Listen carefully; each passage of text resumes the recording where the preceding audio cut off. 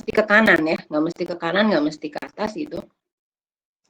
Jadi bisa saja posisi benda di awal, ini misalkan di sini 1 gitu ya, gerak ke atas, terus gerak ke sini gitu ya, terus gerak ke sini gitu. 5, 6, 7, 8.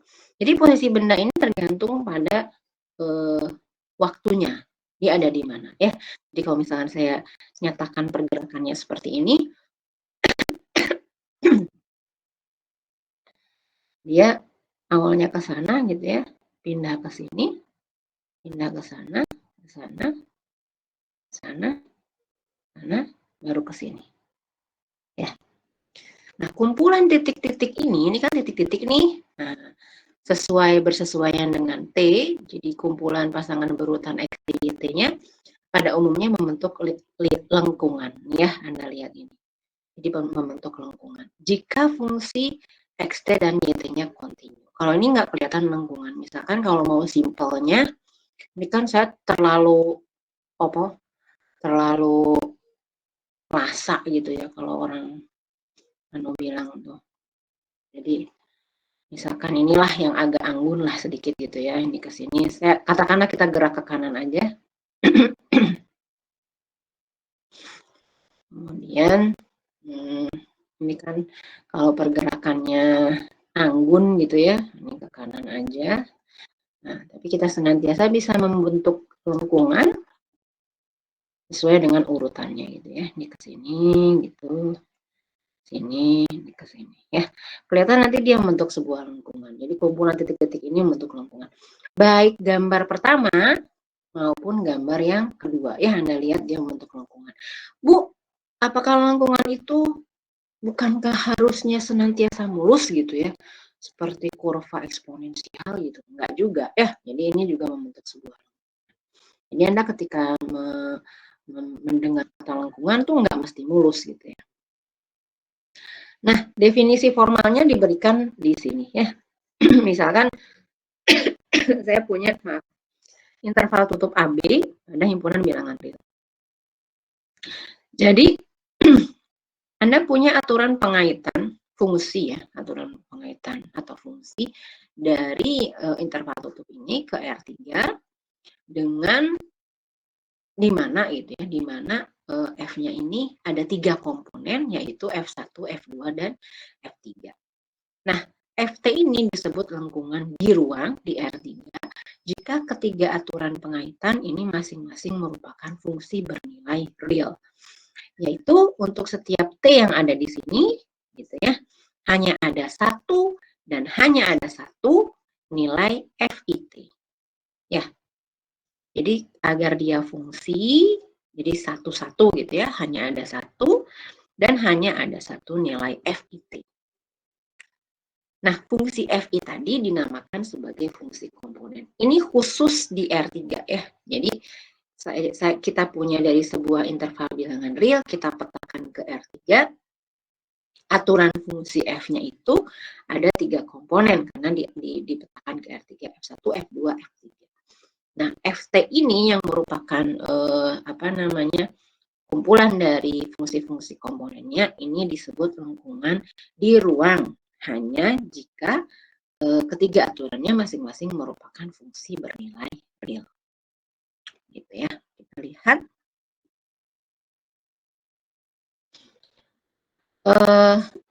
Untuk di R3 ada cara lain dalam penulisan lengkungan gitu ya. Jadi kalau ini typo. Jadi kalau saya punya Ft, saya bisa menuliskannya dalam vektor satuan standar IJK. Ya, Anda sudah kenal ini di aljabar linear elementer. Semester kemarin ya. Semester kemarin. Iya kah? Iya ya. Jadi Anda punya fungsi komponen F1, T, F2T, dan F3T. Ininya adalah vektor satuan standarnya. Jadi ada ini cara kerangkanya, cara kerangkanya seperti aturan vektor ya. Ini ada cara kerangkanya.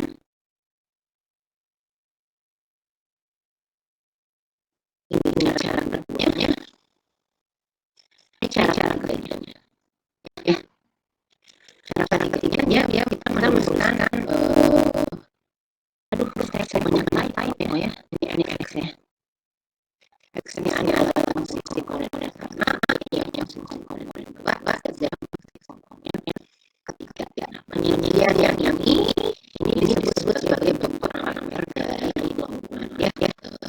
Jadi kalau Anda minta punya kita dalam debat, ya Anda potong atau pisahkan ya berdasarkan fungsi komponennya.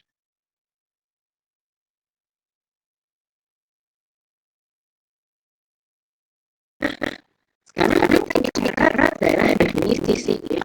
Kan diketahui fungsi dengan aturan FT-nya adalah F1, F2, F3. Dari definisi fungsi yang himpunan terbesar demikian sehingga tiga komponen fungsi memiliki kita. Jadi dari definisi dari fungsi F itu adalah hasil irisan dari domain F1 diiris dengan domain F2 diiriskan dengan domain F3.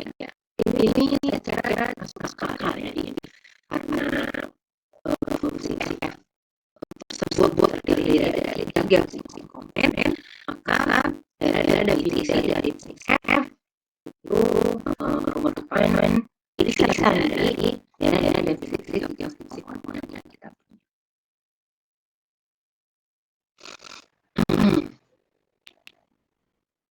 Oke, kita lanjutkan ke contoh ya.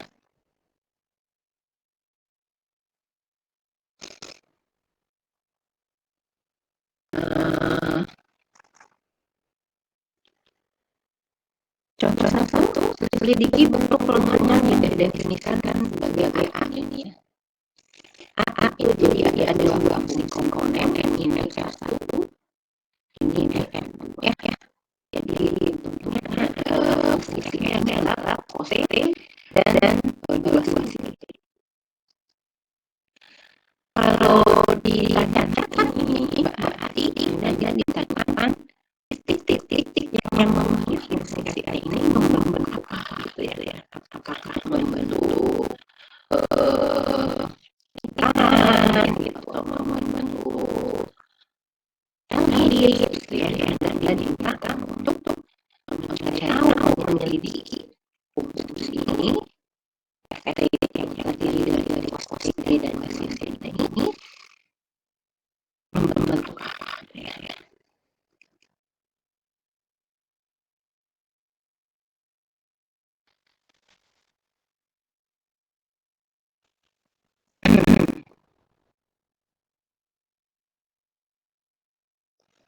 Nah, sekarang kita lihat mari coba ini agak masalah, mudah-mudahan hari ini tidak bermasalah.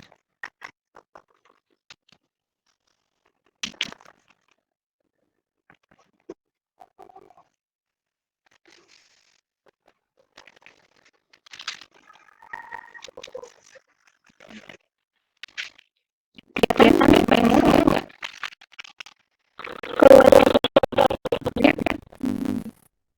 Jadi tadi fungsi adalah dengan cos dan dua sin ini ya. Nah, saya akan mungkin diri Anda dulu kalau saya punya bentuk F-nya adalah R cos dan R sin ya. Di sini dalam ini R-nya di sini satu gitu ya, sini R yang lain di sini dua, jadi ada dua R yang berbeda. Kalau ini R-nya sama R cos dan R sin ya. Kalau saya punya yang bentuk umum ini, yang bentuk umum ini, Anda bisa lihat bahwa R cos kuadrat ditambah R sin kuadrat ini menjadi R kuadrat cos kuadrat ini ditambah R kuadrat sin kuadrat ini ya. Kemudian Anda dapat lagi dari trigonometri ini menjadi kuadrat. Bentuknya karena bisa bertuliskan ini komponennya, ini komponen tadi R1 ini F2 ini, kemudian kita kuadratkan berdasarkan ini, kita tulis di dalam ini X, ini Anda punya Fx kuadrat plus Y kuadrat sama dengan F kuadrat. Ini adalah persamaan.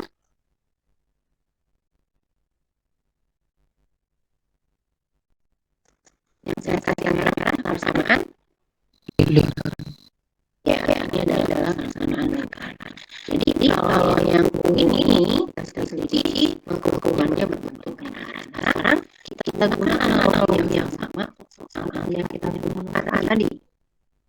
Ya, kita kira-kira ini kita tuliskan jadi nantinya gitu ya. Terus ini maunya kita menjadi gitu ya. Nah, kira-kira jadi apa yang di cos T itu ya plus 2 sin D ya kuadrat.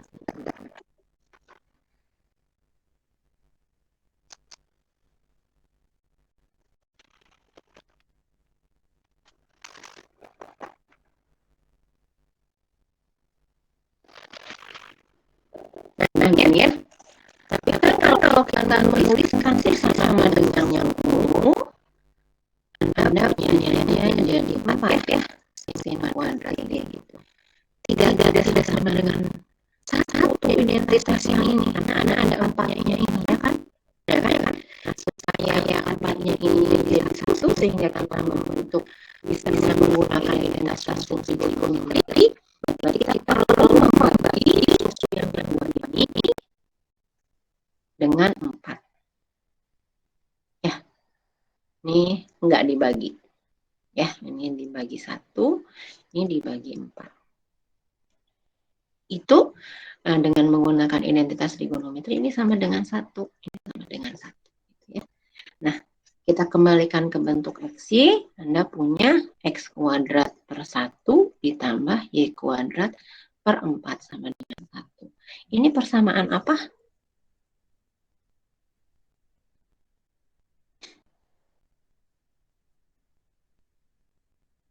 Ada yang ingat?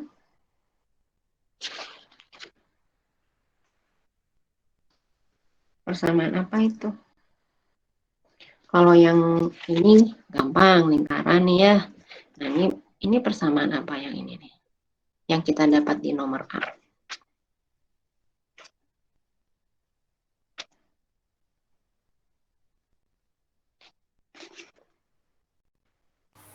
Persamaan parameter, Pak Bu. Bukan. Kan tadi kita mendefinisikan nama lengkungannya ya. Kalau yang ini lengkungannya namanya lingkaran, berarti ini juga mestinya teridentifikasi. Kalaupun tidak teridentifikasi, tidak apa-apa gitu.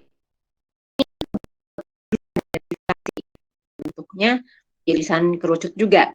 Anda hafal nggak ini persamaan apa? Bentuk umum persamaan apa?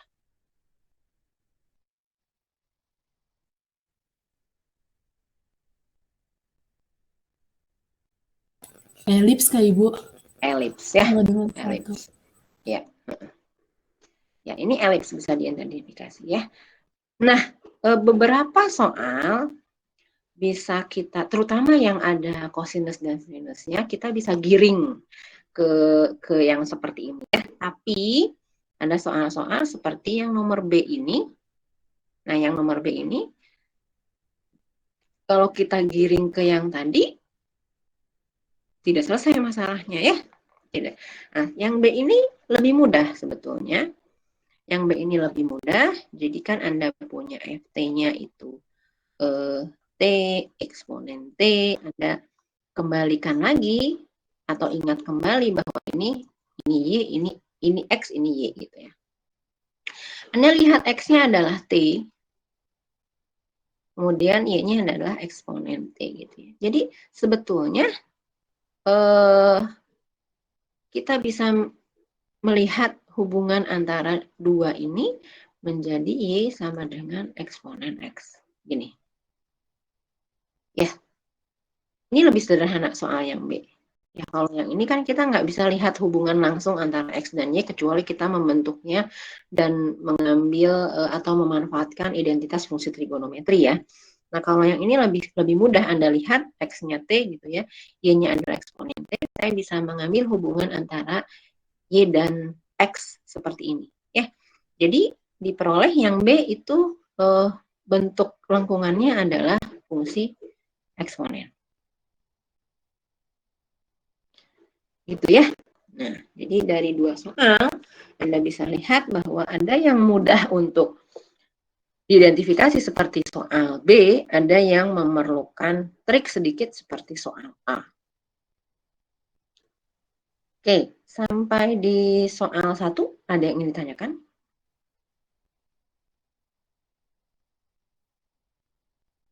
Isi Bu, Ya.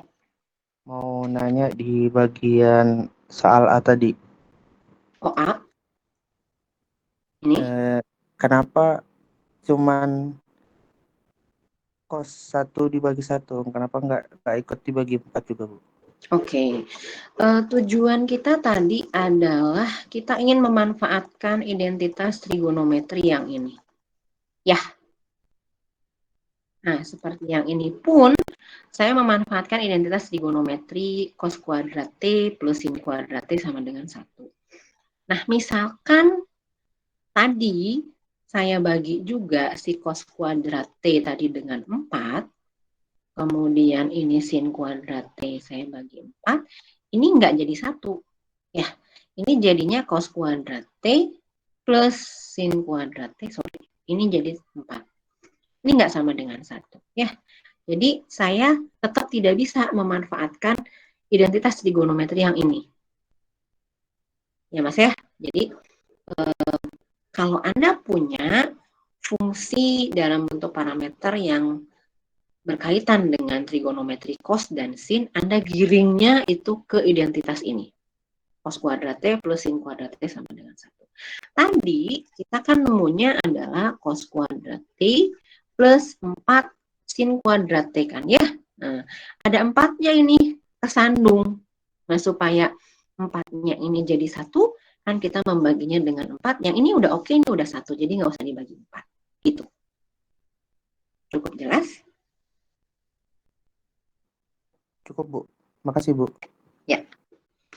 Silakan yang lain.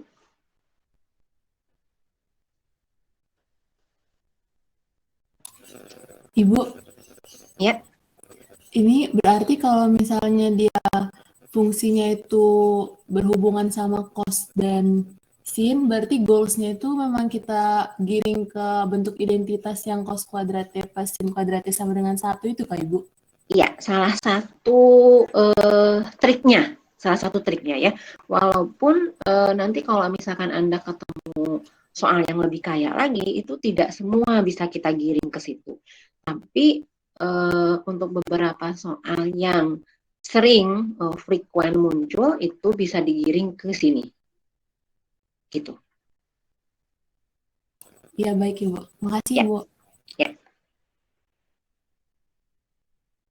Silahkan yang lain.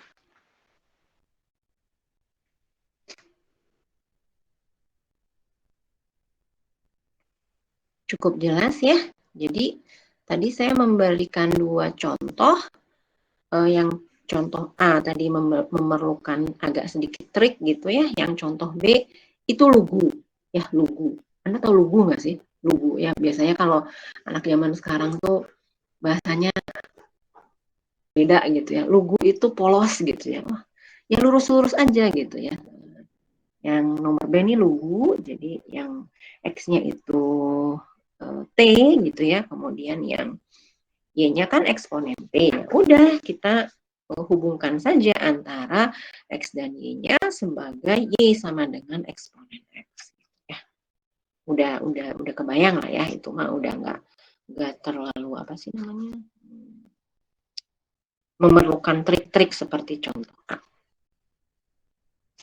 Oke, nah Anda sudah bisa tuh yang nomor 1 itu mencari hubungan antara X dan Y, ya kan? Nih, udah ada nih hubungan antara X dan Y, kemudian yang contoh A juga. Nah, yang contoh 2 itu sebaliknya, ya. Hubungan X dan Y-nya sudah ada gitu. Nah, sekarang Anda disuruh mencari ininya, FT-nya. Ya, yang A ini hubungan X dan Y-nya ini membentuk garis 2X minus Y plus 3 sama dengan 0. Yang B ini lingkaran dengan jadi 1 ya. X kuadrat plus Y kuadrat sama dengan 1. Dibalik, Anda diminta mencari fungsi komponennya begini gitu. Ya, dalam bentuk parameter. Oke, saya pindah aja kali ya. Ini udah ya? Oke. Oh, saya nggak usah hapus semua. Saya ambil yang ini aja karena saya mau kerja yang B dulu. Ya, yang B karena tadi dia lingkaran.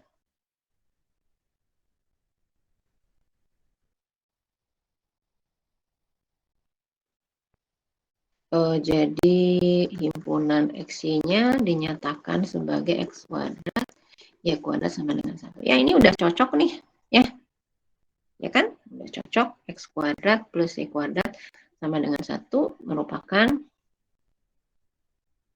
bentuk lingkaran. Gitu ya. Dalam bentuk parameter,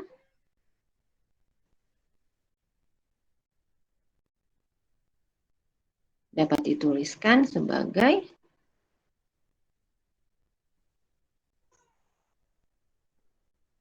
tulisan saya tambah lama tambah nggak kebaca. Cos T dan sin T gitu ya. Nah, ini mudah saja. Kita giringnya tadi ke bentuk kuadratnya. Ini sama dengan 1. Tidak lainnya ini kan X, ini Y gitu ya. Jadi ambil X-nya adalah cos T dan Y-nya adalah sin T. Bu, kalau saya mau ambil kebalik gimana gitu? Saya ambilnya Y-nya cos, sorry. Saya mau ambilnya X-nya sin T, Y-nya cos T. Boleh nggak?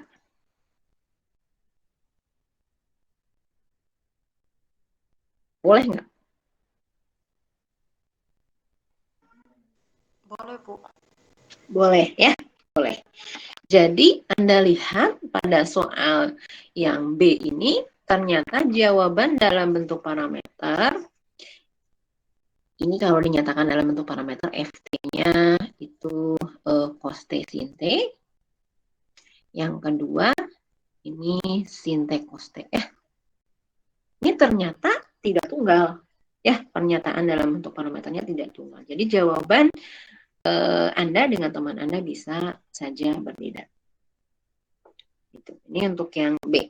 Karena tadi saya sudah ngasih yang ini, jadi saya kira lebih mudah kalau mengerjakan yang B dulu. Lebih nyambung gitu ya.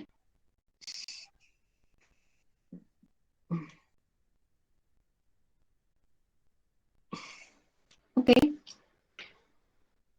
Saya kira tidak ada yang ditanyakan ya.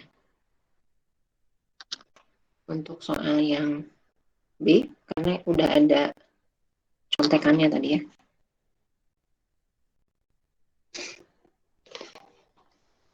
Oke, untuk soal yang A,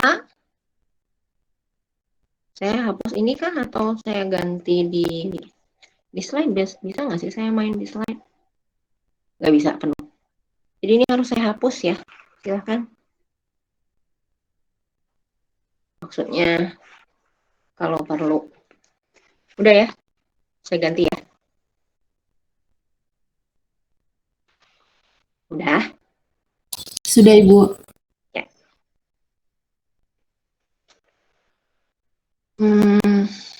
Yang A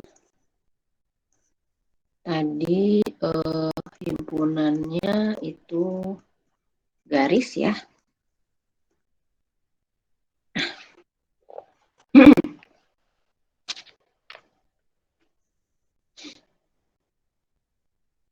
Nah, ini kalau garis sebetulnya gampang juga ya. 2x minus y plus 3 sama dengan 0. Kalau saya mau tulis y-nya, ini berapa?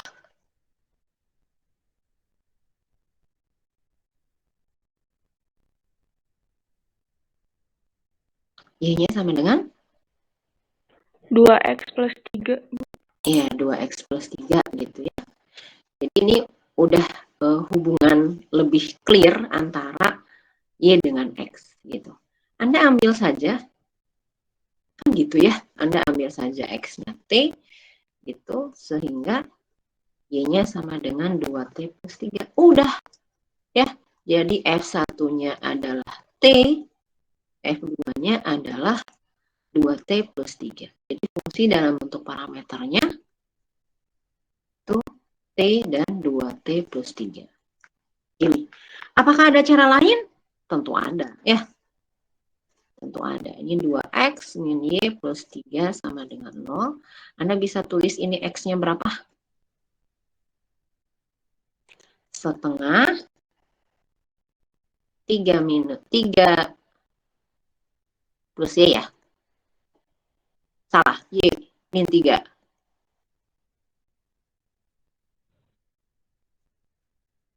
Y min 3 ya. Gini.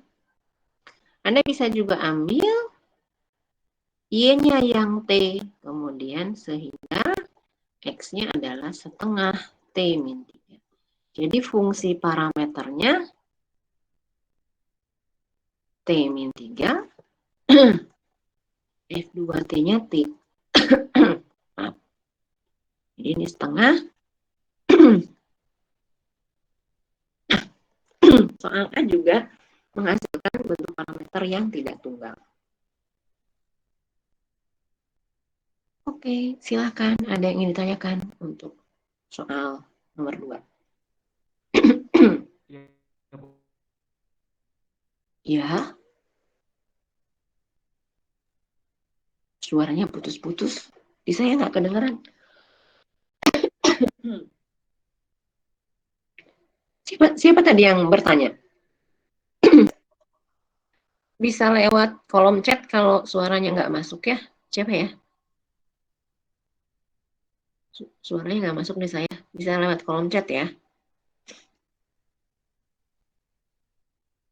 Yang lain? Silahkan sambil nunggu tadi ada mahasiswa pria yang bertanya. Silahkan yang lain.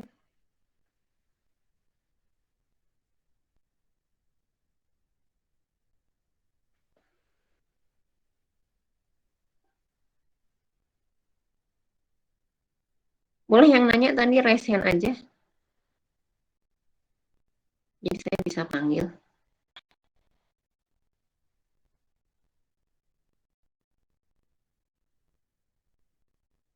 Atau sebenarnya nggak nanya?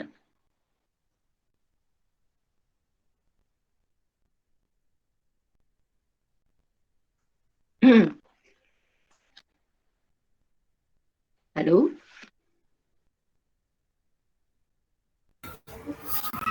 Saya izin bertanya, Bu. Oh ya. Oh, Renaldi kah? Tadi Anda kah yang nanya? Lain, Bu. Ini Oh, saya lain. bertanya. Oh, oke. Silakan. Saya ingin bertanya tadi kan di yang nomor 2 itu kan ada 2 jawaban ya. Ada 2 jawaban, ada 2 cara.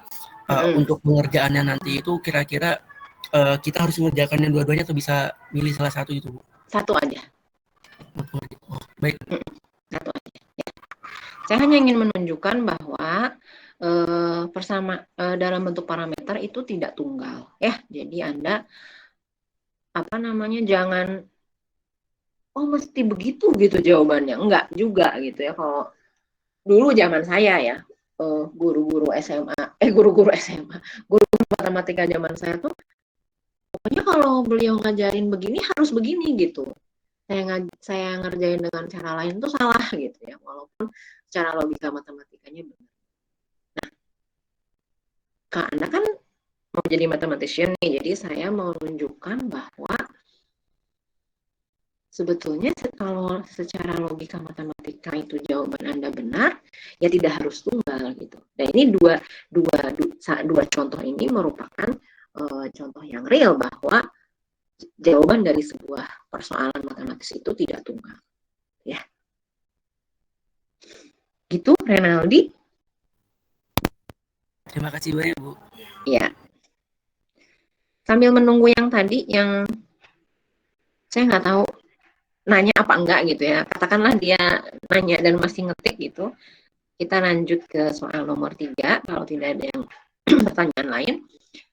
Nah, soal nomor 3 ini kaitannya dengan daerah definisi ya, yang materi yang ini ya. Jadi untuk soalnya ini hanya ada 2 saja fungsi parameternya, F1 dan F2 gitu ya. Jadi saya pindah lagi ke sini. Ini udah ya. Udah, Bu. Yang nomor 3 tuh Ft-nya adalah akar T kuadrat min 9 dan seper T min 1 ya. Cek lagi. Ya betul. Nah ini jadi 2 fungsi dalam bentuk parameter. Jadi F1T-nya adalah akar T kuadrat min 9, F2-nya adalah seper T min 1. Berdasarkan definisi, fungsi daerah definisi fungsi F adalah irisan dari df1 dan df2. Oke, daerah definisi fungsi f1 dan f2. Berarti Anda harus mencari daerah definisi fungsi f1 dan f2-nya. Apa ini, ayo?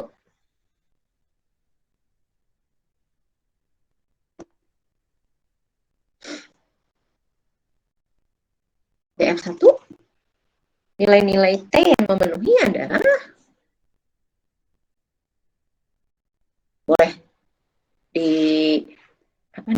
dicoret-coret dulu baru nanti sampaikan ke saya.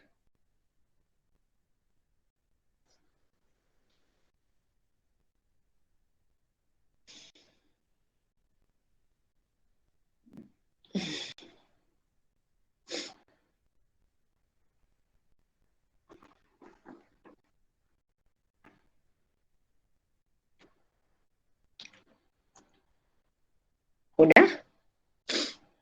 Aduh, maaf. Tiba-tiba saya keluar ingus. Mengambil tisu jauh.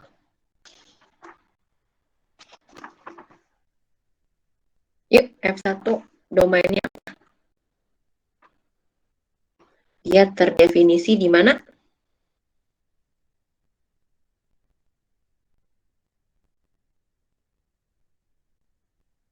Saat apa? Yang di dalam akar nilainya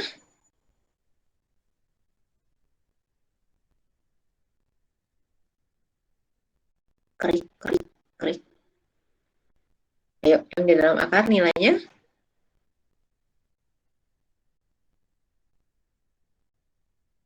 lebih besar sama dengan, saya masih connect nggak sih? Oh, masih ya. Lebih besar sama dengan 0 ya. Kan gitu? Lupa. T plus 3 lebih besar sama dengan 0 ya. Berarti T-nya berapa? Nilai-nilai T-nya? T-nya kurang dari sama dengan min 3 atau T lebih besar sama dengan 3, Bu. Oke. Atau T lebih besar sama dengan 3. Ini ya.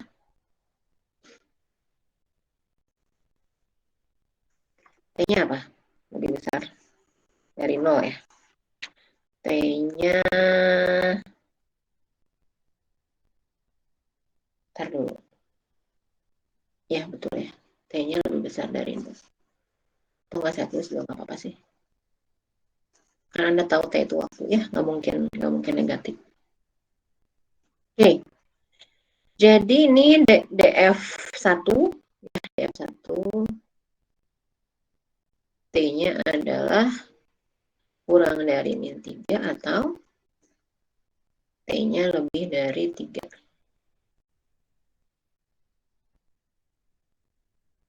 Yang kedua,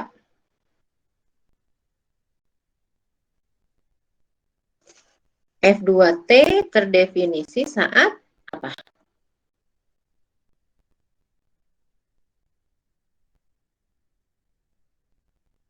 Pembilang tidak boleh sama dengan?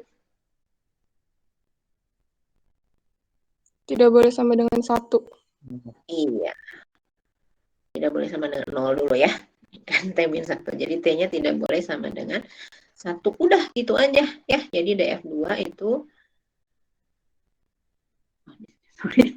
DF2 adalah T di mana T tidak boleh sama dengan 1. Jadi DF itu diiris aja antara T di mana T kurang dari sama dengan 3 atau T lebih besar sama dengan 3 diiris dengan T di mana T tidak boleh sama dengan 1. Jadi jawabannya apa?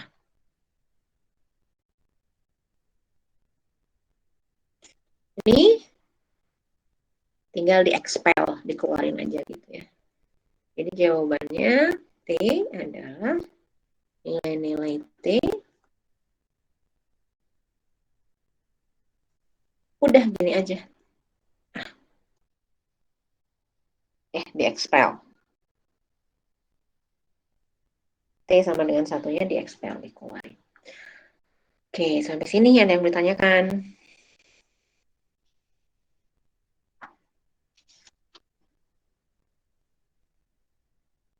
Paham, Bu. Paham? Cukup? Cukup? Ya. Kalau cukup, kita ke nomor 4. Iya. Nomor 4, hilangkan parameter T dari ada 2 persamaan parameter. X sama dengan T plus 1 dan Y sama dengan 2T-1 untuk memperoleh hubungan antara variabel X dan Y. Kemudian, sketsakan lengkungannya. Ya. Jadi yang ini, saya hapus ya. Udah belum? Bagi yang screenshot, udah ya. Oke, nomor 4. X-nya adalah T plus 1, 2T-1.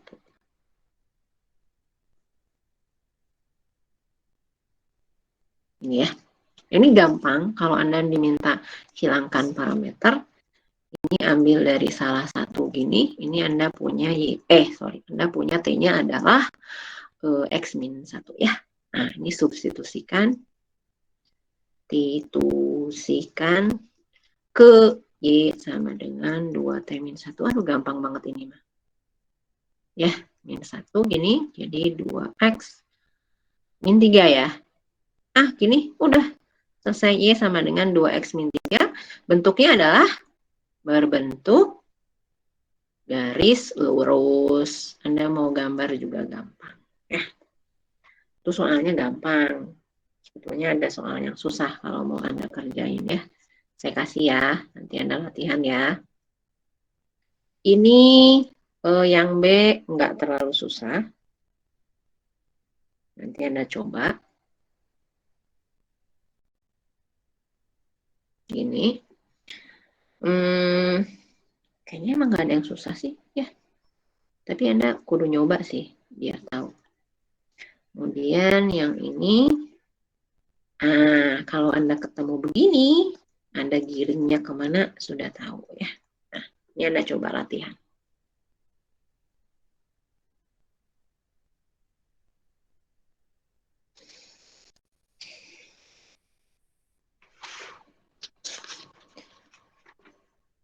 Oke, sampai sini ada yang mau tanyakan?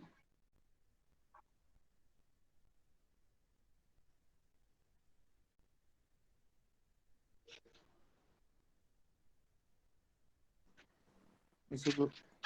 Ya. Ini yang dicari nilai yang ke nomor 4 kah? Iya. Oke, Bu.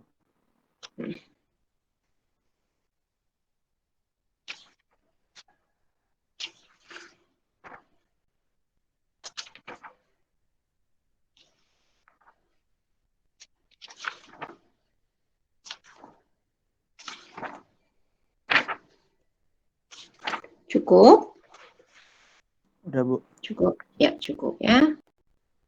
Bentar, saya ada yang perlu saya intip dulu bentar ya.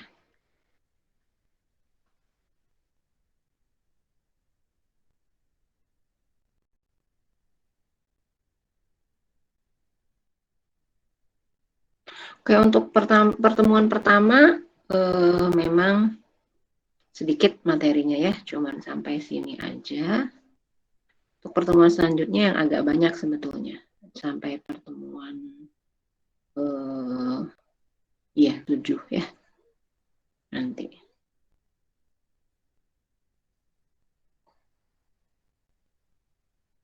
Kita masih ada waktu 1 jam lagi. Saya boleh loncat buat pertemuan minggu depan ya. Soalnya nanti kesananya banyak, takut nggak kekejar ya.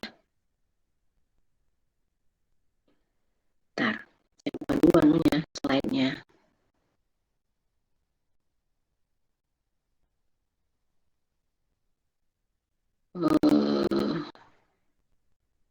Satu, 2, 3 ya ini.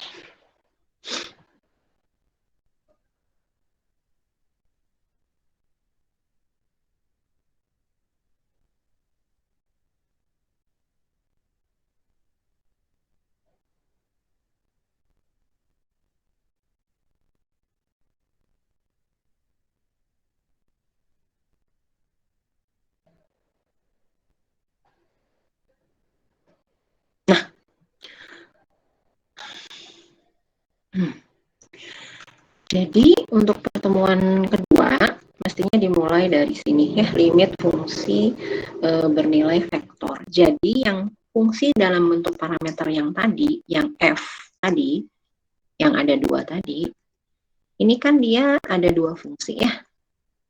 Nah ini yang contoh yang 2 dan 3 dan seterusnya, ini bernilai vektor ya, fungsi yang bernilai vektor. Karena dia memetakan dari tadi I ya ke R. Kalau yang seperti ini ke R2 gitu. Jadi dia bernilai vektor. Nah, definisi limit fungsi bernilai vektor ini untuk yang R3 diberikan di slide yang ini ya. Misalkan I adalah interval buka pada himpunan bilangan real. Kemudian Anda punya sebuah titik T0 yang merupakan elemen dari I. Titik ini Anda jangan membayangkannya sebagai hanya satu gini aja ya, titik ini juga senantiasa. Oh enggak, kalau yang I ini bisa ya, tetap titik ya, sorry. Ya, tetap titik ya, dan fungsi F-nya memetakan elemen-elemen I ke R3. Nah, limit fungsi F di T0 dituliskan dalam persamaan 4. Di mana apa itu L1, L2, dan L3-nya gitu ya. Ada nggak di bawahnya? Ada di bawahnya ya. Jadi limit dari Ft untuk T menuju T0 ini sama dengan L1, L2, dan L3. Limit ini didefinisikan seperti definisi limit pada kalkulus elementer, ada epsilon gitu ya, untuk setiap epsilon positif terdapat delta positif sehingga norm ya antara Ft dengan L1, L2, L3 ini kurang dari epsilon untuk semua T dalam daerah definisi fungsi F, dan jarak antara T dengan T0 itu kurang dari delta gitu ya. Ini definisi formalnya. Nah, apa itu L1, L2, L3? L1, L2, dan L3 adalah limit dari fungsi komponennya gitu. Karena Anda tahu tadi fungsi bernilai vektor F ini terdiri dari, di R3 terdiri dari 3 fungsi komponen, maka Anda punya 3 limit juga gitu ya untuk masing-masing fungsi komponennya. Jadi limit dari fungsi komponen ke I ini dinyatakan sebagai Li untuk T-nya menuju T0 gitu ya. Menghasilkan limit dari Ft itu sama dengan L1, L2, dan L3. Jadi simple aja kalau mau membayangkan seperti yang tadi, misalkan saya punya contoh Ft-nya adalah apa ya, yang ini gitu ya. Kalau ditanyakan misalkan Ft ini T menuju ke T0, jadi Anda tinggal membentuk ini ya, limit dari T menuju T0, ini contoh aja. Kemudian limit dari eksponen T menuju T0. Gini ya, ini limit komponen yang fungsi yang pertama, ini limit fungsi komponen yang kedua. Gitu. Jadi simpelnya gitu. Jadi karena sebuah fungsi bernilai vektor itu terdiri dari berapa fungsi komponen, berarti limitnya juga tergantung dari banyaknya fungsi komponen gitu ya. Ada contoh nggak? Nggak ada. Di bawah ada. Oke. Saya kasih contoh di sini. Contoh. Hitung limit dari Ft gitu ya. T-nya menuju pi per 4 jika diberikan Ft-nya adalah 3 cos T, sin T, dan T gitu ya. Nah, berarti ini jawab limit dari Ft T menuju pi per 4 ini sama dengan limit dari cos T ya masing-masing. Kemudian limit dari sin T. Kemudian limit dari T. Ini jadi cos pi per 4. Yang ini sin pi per 4. Yang ini pi per 4.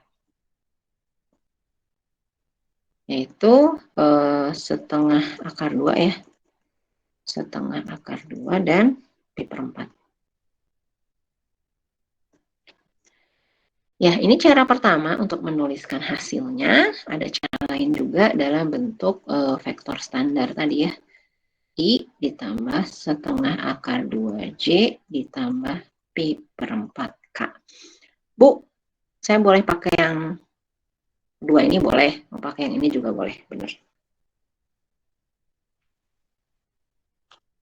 Oke, sampai sini ada yang mau ditanyakan?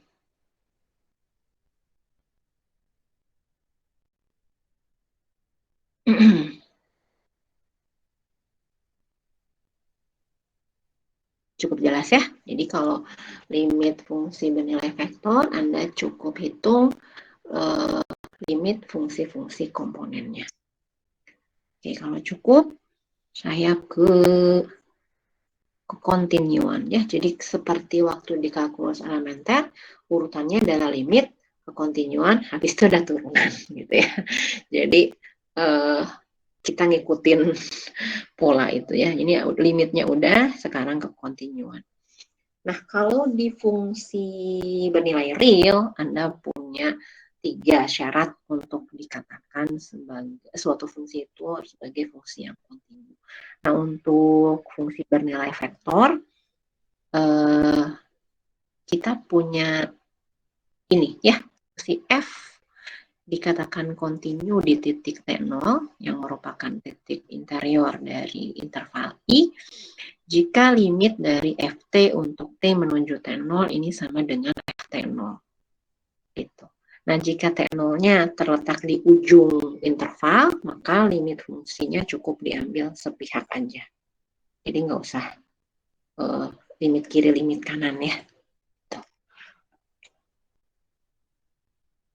Nah, jadi Anda perlu dibaca-baca lagi untuk mengatakan bahwa limit fungsi itu sama dengan sesuatu gitu ya. Anda tahunya limit kiri itu sama dengan limit kanan dulu untuk yang limit fungsi bernilai vektor bernilai real ya. Yang ini limit fungsi bernilai vektor.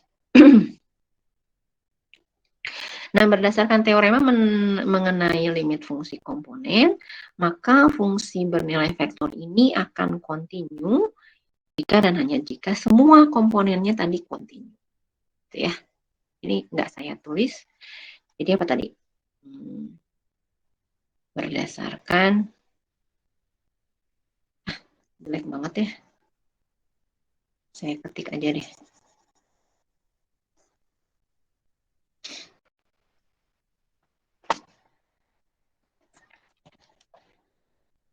Kebaca nggak ini? Kekecilan. Kecil, Bu. Gini, gini ya. Udah cukup? Udah, Bu. Iya, udah ya.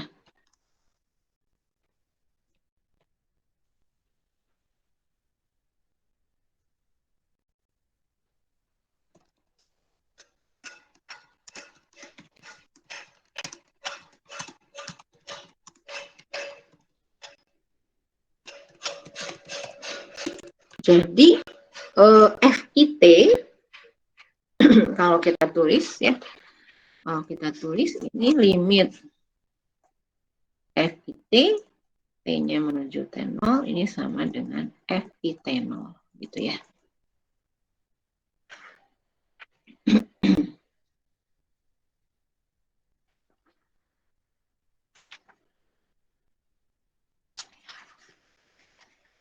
Oke, saya kira cukup jelas.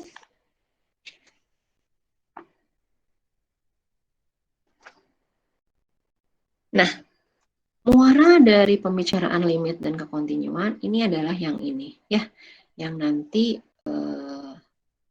banyak soal yang muncul ini kaitannya dengan turunan fungsi bernilai vektor dan integral gitu ya. Jadi kalau Anda sudah kenal limitnya gitu ya, ujung-ujungnya adalah turunan. Misalkan fungsi bernilai vektor dari dengan sebuah daerah definisi interval buka I, turunan fungsi f-nya dituliskan dalam seperti ini ya. Jadi limit limit dari f T0 plus delta T dikurangi F0 dibagi dengan delta T untuk delta T menuju 0 jika limit ini ada. Jadi F aksen T0 ini kurang kurung ya, sama dengan limit ini.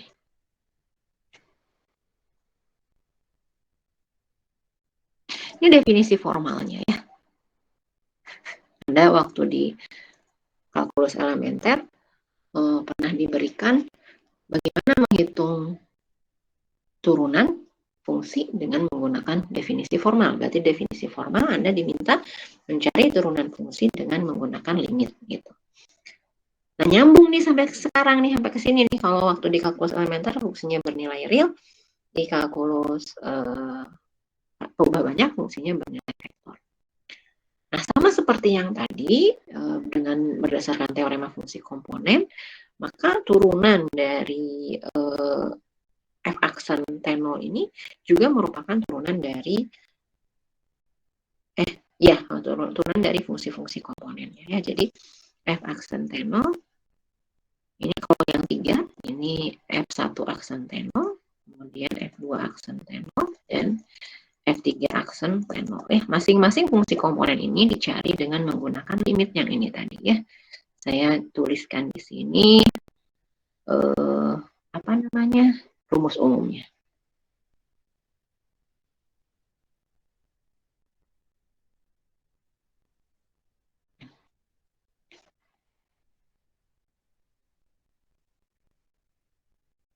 Oke.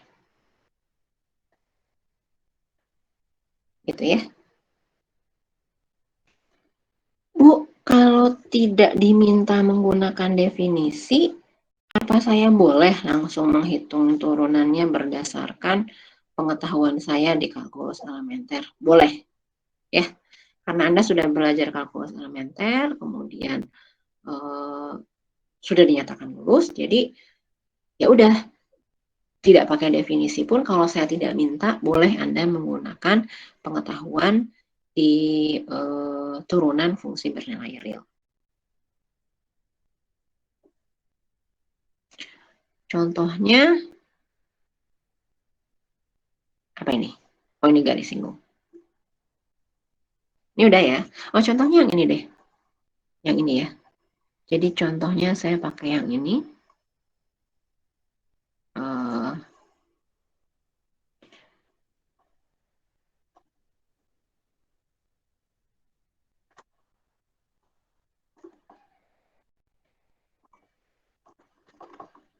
Ini tentukan F aksen T. Gini aja saya perintahnya, kalau gini aja perintahnya ya cukup Anda tentukan masing-masing turunannya gitu ya. Ini turunkan terhadap T, ini terhadap T, ini terhadap T. Hasilnya adalah minus sinus T, kemudian cos T dan 1 ya. Ini. Nah, tapi kalau saya mintanya ini agak heboh gitu. Tentukan F aksen T menggunakan definisi. Nah, Anda harus pakai limit.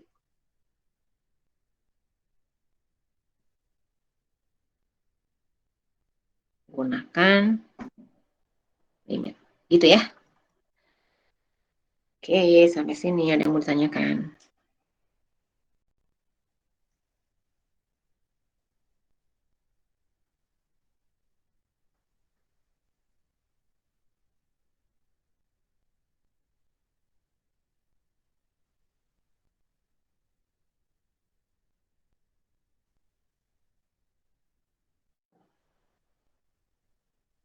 Nur Fadilah tidak sempat absen di e-learning. Mana Nur Fadilah? Buka WA, sorry. Soalnya suka kadang-kadang ada sesuatu.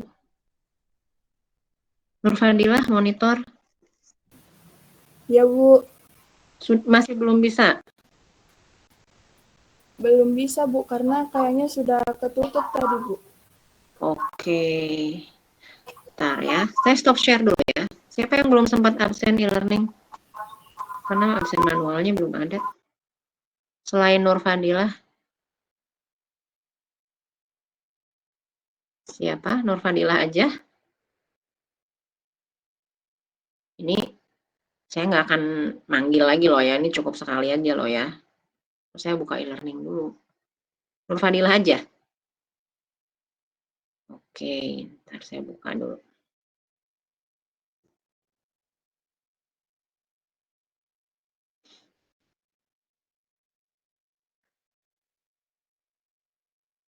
Oh iya, Nur Fadilah aja. Oke.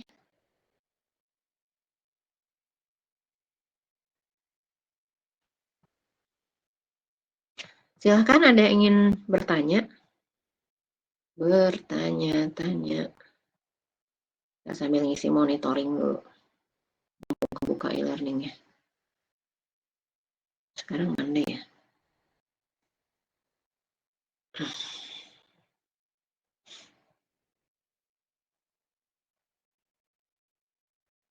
Sudah.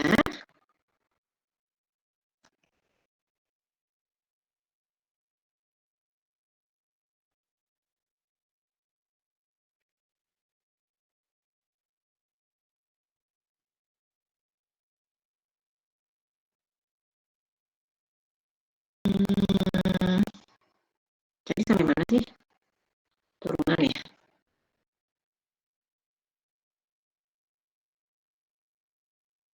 Oke, kita lanjut ke persamaan garis singgungnya.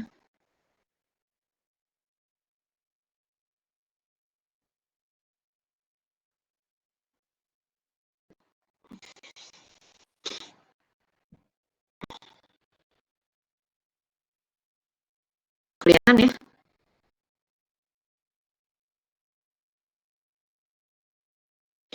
Oke, untuk DR2 dulu, yang diberikan untuk DR2, persamaannya adalah T ini ya. Persamaan garis singgung di T0, entah itu T0, FT0 yang dinyatakan sebagai ini, FT0 ditambah X dikurangi T0 dikali dengan turunan F di T0. Ini pasti sama dengan garis singgung kalkulus elementer ya. Nah, kalau kita ekspansi di R3 sama aja ya. Jadi persamaan garis singgungnya itu adalah F1, F2, F3 itu. Kemudian ini udah 3 parameter gitu ya. 3 fungsi parameter ditambah T dikalikan dengan masing-masing turunannya. Ya, jadi ini sudah bentuk umumnya.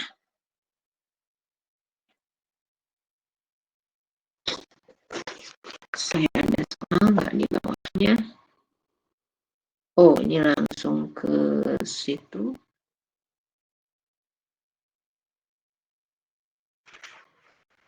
Anyway, saya kesini dulu.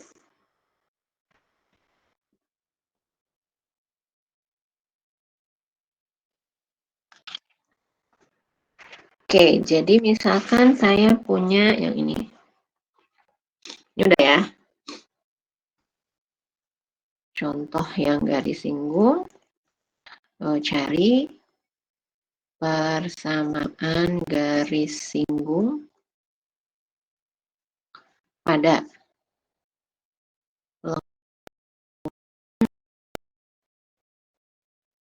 T-nya sin T cos T T-nya 0 ya.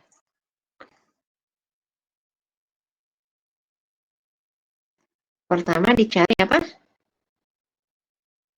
Turunan ya. Akan dicari F aksen T. Jadi kita sudah nyari sebelumnya. Ini adalah cosinus T minus sinus T. Kebalik aja X sama Y-nya tadi. 1 gitu ya. Untuk T-nya sama dengan 0. F aksen 0 sama dengan cos 0 min sin 0 1 ya. Jadi ini adalah 1 0 1. Jadi persamaan garis singgungnya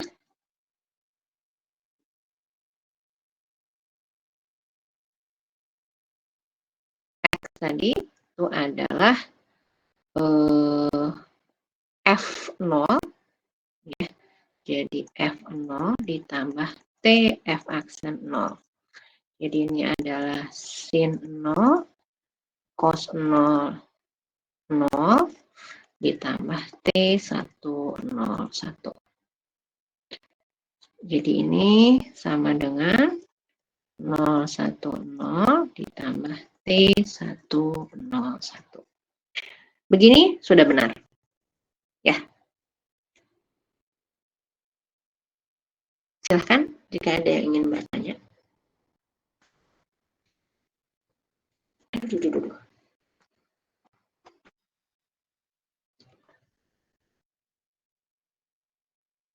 Sampai di persamaan garis singgung.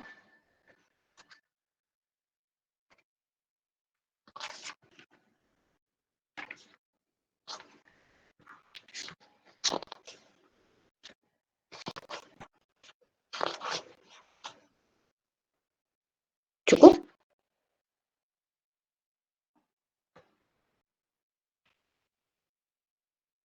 Sudah cukup?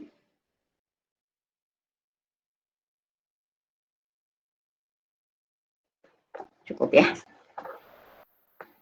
Kalau diam aja biasanya cukup. Ya, Anda sudah tahu turunannya. Nah, Anda kenal pada saat belajar fisika ya.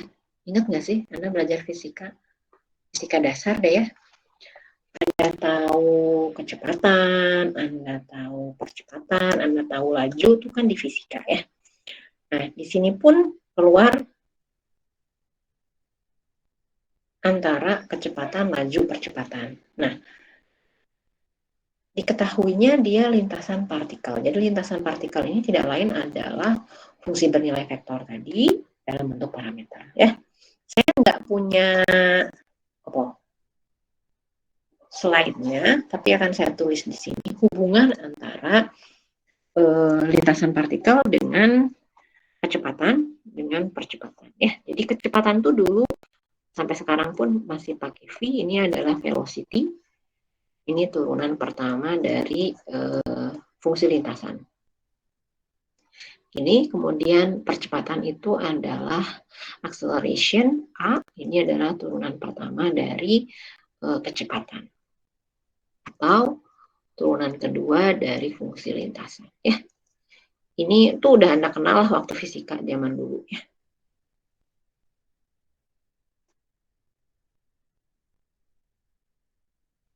Jadi percepatan tuh seperti itu. Nah, kalau laju itu apa? Laju itu adalah norm ya, norm dari velocity. Anda ingat bahwa velocity adalah fungsi bernilai vektor, berarti normnya nyarinya gimana? Titik-titik ya. Titik. Nah, ini keluar nanti di soal nomor 1 untuk laju, kemudian nomor 2 juga keluar. Nah, nomor 3 ini dibalik. Oke, ini insya Allah akan kita bahas di pertemuan selanjutnya. Ya, jadi Anda kalau udah ingat sih syukur ya mencari norm gitu. Nah, kalau belum ingat silahkan dibuka-buka lagi buku aljabar linear elementernya. Nah, silahkan sampai sini ada yang ingin ditanyakan.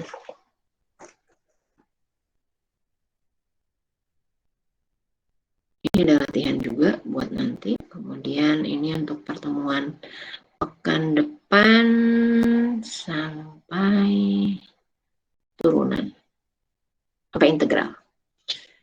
Jadi nanti saya akan upload. Anda perlu ini nggak sih? Yang ini? Kalau nggak perlu, saya akan cut di sini soalnya. Di e-learning nanti. Saya akan cut sampai sini. Boleh, Bu. Cut aja. Oh, perlu. Perlu, Bu. Latihan. Oke, berarti ini perlu saya cut lagi. Soalnya kan saya tetap harus punya sesuatu untuk saya upload di pertemuan kedua kan ya. Nggak mungkin saya upload semua di pertemuan 1, nanti di pertemuan 2 nggak ada slide apa-apa dong. Ya, oke. Demikian kuliah kita pagi ini. Kalau tidak ada yang ditanyakan, saya mau split dulu filenya nih. Cukup jelas ya? Enak aja kan? Enak aja belajar pakai kok ya. Tidak ada yang sulit ya. Nah, bentar, saya buka dulu nih, ada nggak anunya? File row-nya nih. Biar saya tahu cut-nya sampai mana. Tadi sampai mana ya? Sampai, oops. Oh ya, silakan on cam dulu. Kita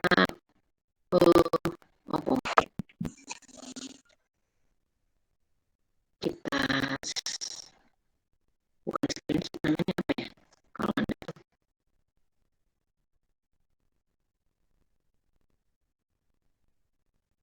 ini copy, new, paste. Saya pastenya nggak pakai desain ya. Ini nanti desainnya nanti aja. Save-nya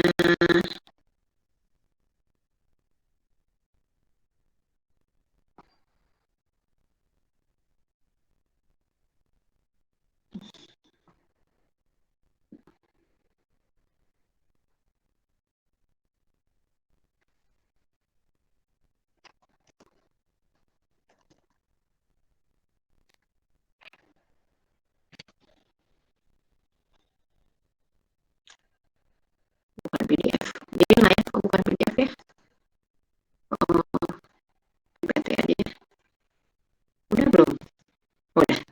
Ada 1, 2, 3. Oke.